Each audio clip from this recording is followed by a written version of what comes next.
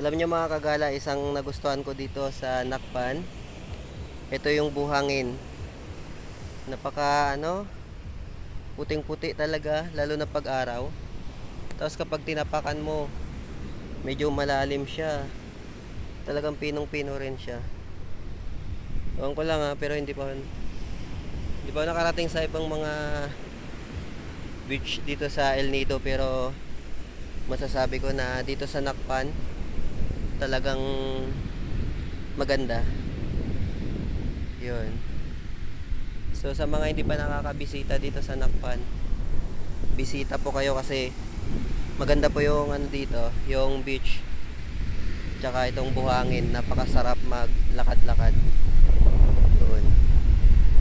Alright mga kagala. Yun oh. Ano to?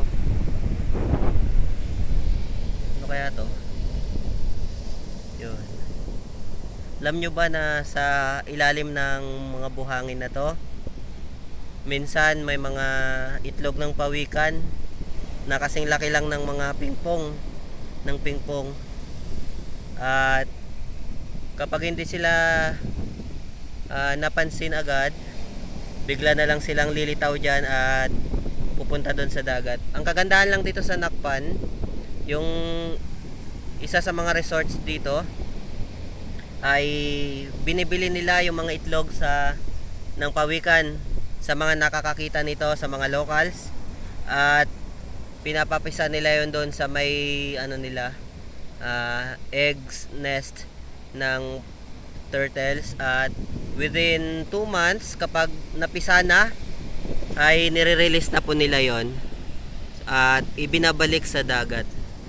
Kaya saludo tayo sa mga resort na responsible. Right. Ito pa oh. Yun oh. Comment down below kung alam nyo yung tawag sa small crab na to. Kung anong uri ng crab. Yan. Goodbye kagala. Alright. Bye bye.